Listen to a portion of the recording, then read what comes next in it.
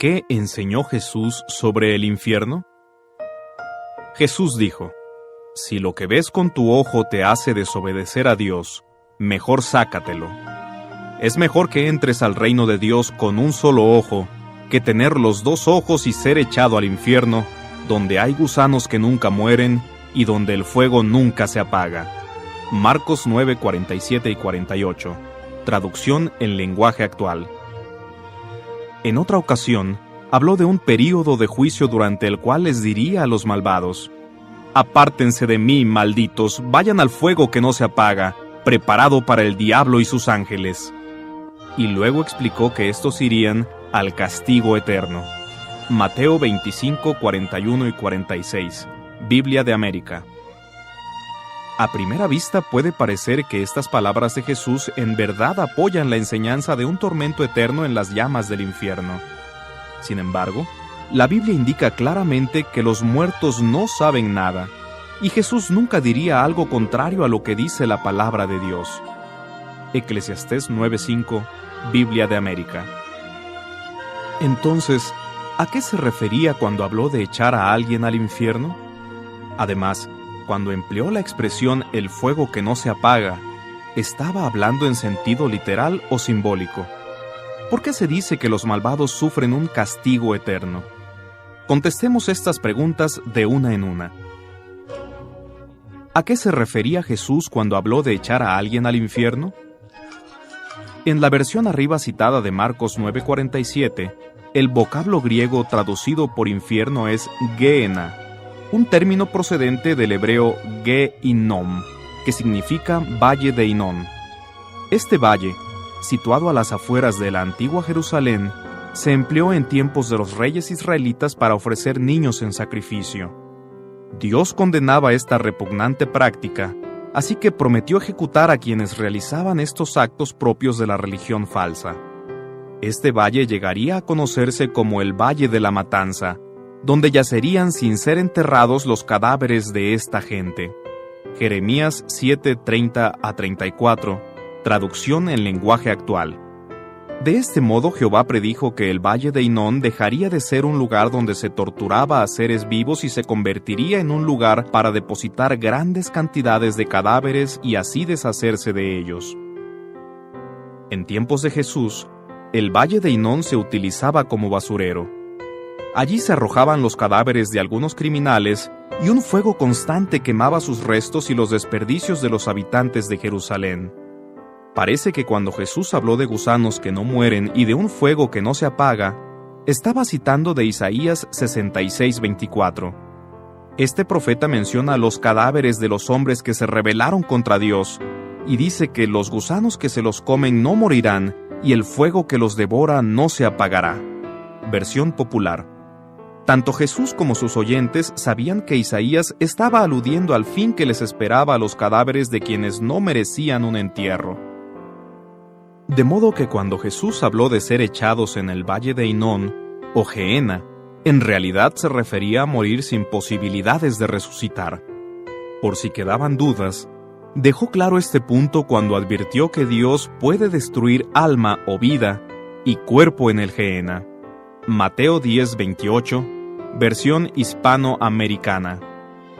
Por tanto, el Gehenna es símbolo de muerte eterna y no de tormento eterno. El profeta Jeremías predijo que en ese mismo valle morirían por castigo divino muchos habitantes de Judea a manos de los babilonios. La nota a pie de página dice: sobre esta profecía, la New Catholic Encyclopedia declara: en la destrucción de Jerusalén morirían tantas personas que sus cuerpos no serían sepultados, sino arrojados al valle para que se pudrieran o quemaran.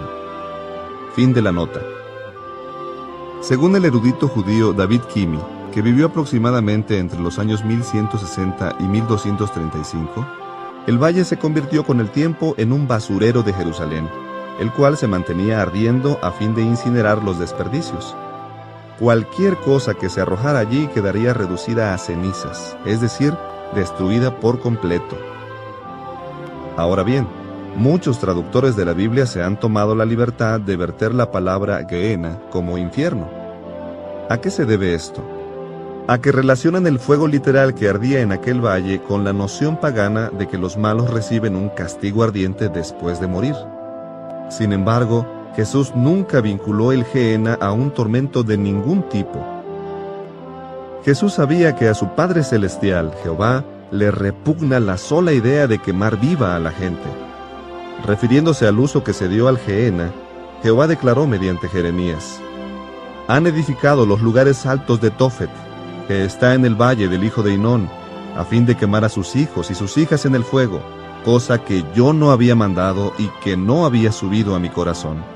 Jeremías 7:31. La creencia de que se atormenta a los muertos no está en armonía con la amorosa personalidad de Dios ni con la clara enseñanza bíblica de que ellos no tienen conciencia de nada en absoluto. Eclesiastés 9:5 y 10. Jesús empleó el término Gehenna para referirse a la destrucción completa que viene del juicio condenatorio de Dios. Por lo tanto, el significado de dicho vocablo es el mismo que el del lago de fuego mencionado en el libro de Revelación o Apocalipsis. Revelación 20, 14 y 15. Las dos expresiones se refieren a la destrucción eterna, sin ninguna posibilidad de resurrección. Cuando Jesús empleó la expresión «el fuego que no se apaga», estaba hablando en sentido literal o simbólico. Como indica la Biblia de América en Mateo 25:41, ese fuego que no se apaga fue preparado para el diablo y sus ángeles. Ahora bien, ¿es posible quemar criaturas espirituales con un fuego literal? ¿No será que Jesús utilizó el término fuego de manera simbólica? Está claro que las ovejas y las cabras que se mencionan en ese mismo relato no son literales. Más bien, representan a dos tipos de personas. Por lo tanto, ese fuego que no se apaga quema a los malvados, pero solo en sentido figurado. La siguiente es información suplementaria. ¿Qué es el lago de fuego? En Apocalipsis, Revelación 20:10, se indica que el diablo será arrojado en el lago de fuego y atormentado día y noche por los siglos de los siglos. Reina Valera 1960. Pero para atormentar al diablo eternamente, Dios tendría que mantenerlo con vida. Sin embargo, la Biblia dice claramente que Jesús lo va a destruir. Hebreos 2:14, Reina Valera. También indica que este lago de fuego representa la muerte segunda. Revelación 21:8. ¿A qué se refiere esta expresión? No se trata de la muerte que se menciona primero en la Biblia, la provocada por el pecado de Adán y de la que uno puede ser liberado mediante la resurrección. Y dado que la Biblia no dice en ningún lugar que alguien pueda salir libre del lago de fuego, la muerte segunda tiene que referirse a una muerte irreversible. Ahora bien, ¿en qué sentido se atormenta eternamente a los que están en el lago de fuego? A veces, el verbo atormentar se usa con el sentido de encarcelar a alguien. Por ejemplo, en cierta ocasión en que Jesús hizo frente a los demonios, estos clamaron: ¿Has venido acá para atormentarnos antes de tiempo? Mateo 8:29, Reina Valera. Estas palabras se aclaran en un relato paralelo, donde se dice que le rogaban que no los mandase marchar a la cárcel de demonios. Lucas 8:30 y 31. Biblia del Peregrino. Nota: Así que todos los que sean arrojados a dicho lago sufrirán el tormento de estar eternamente encarcelados en la muerte. En otras palabras, sufrirán la muerte segunda. Retorno al artículo. ¿Por qué se dice que los malvados sufren un castigo eterno? Aunque la mayoría de las traducciones emplean la palabra castigo en Mateo 25:46, el significado básico del término griego kolasin es poda de los árboles, que implica truncar o recortar lo que sobra. Así, a diferencia de las personas mansas como ovejas que reciben vida eterna, los pecadores incorregibles, comparados a cabras, reciben un castigo eterno en el sentido de que se les corta o trunca la vida para siempre. ¿Y usted, qué piensa? Jesús nunca enseñó que los seres humanos tuvieran un alma inmortal. pero sí habló muchas veces de que los muertos volverían a la vida. Si Jesús hubiera creído que las almas eran inmortales, ¿por qué dijo que los muertos resucitarían? Jesús tampoco enseñó que Dios tortura eternamente a los malvados. Al contrario, dijo: de tal manera amó Dios al mundo, que ha dado a su Hijo unigénito, para que todo aquel que en Él cree no se pierda, mas tenga vida eterna. Juan 3:16, Reina Valera, 1960. Con estas palabras, Jesús dio a entender que quienes no creyeran en Él no tendrían vida eterna. Ahora bien, si lo que en realidad quería decir es que sí vivirían eternamente, pero en un infierno de fuego, ¿por qué no lo dijo así? Tal como hemos visto, la doctrina de que el infierno es un lugar de tormento no está basada en la Biblia. En realidad es una creencia pagana disfrazada de enseñanza cristiana. Está claro entonces que Dios no atormenta a nadie en el infierno por la eternidad. Pues bien, ahora que usted ya sabe la verdad acerca del infierno, ¿cómo influye este hecho en su relación con Dios? La siguiente es información suplementaria. Breve historia del infierno. Nace de creencias paganas. Los antiguos egipcios creían en la existencia de un infierno de fuego. El libro del Amduat, que data del año 1375 antes de nuestra era, habla de quienes han caído en los hoyos de fuego y les dice: no escaparéis de las llamas, no lo evitaréis. Asimismo, el filósofo griego Plutarco, cerca de 46 a 120 de nuestra era, dijo que los que estaban en el mundo de ultratumba recibían castigos y entre atroces sufrimientos y tormentos ignominiosos se lamentaban llorando. Penetra en diversas sectas del judaísmo. Según el historiador Flavio Josefo, 37 a cerca de 100 de nuestra era, la secta judía de los esenios creía que el alma es inmortal, imperecedera. También dice que estaban de acuerdo con los griegos en que las almas impuras van a parar a un abismo tenebroso agitado por tempestades, lleno de sufrimientos eternos. Se introduce en el cristianismo.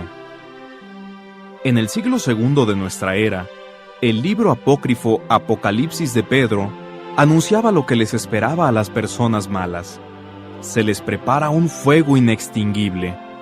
Y luego decía: Israel, el ángel de la ira, viene con hombres y mujeres con la mitad de sus cuerpos en llamas y los arroja a un lugar oscuro, el infierno de los hombres, y un espíritu de la ira los castiga.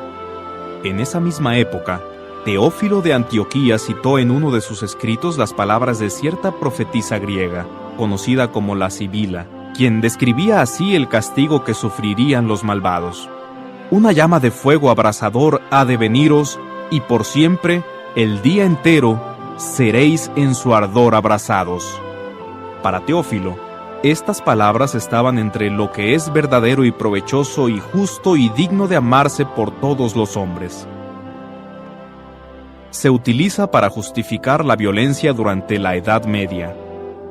María I Tudor, quien fue reina de Inglaterra de 1553 a 1558, recibió el apodo de María la Sanguinaria por quemar a casi 300 protestantes en la hoguera.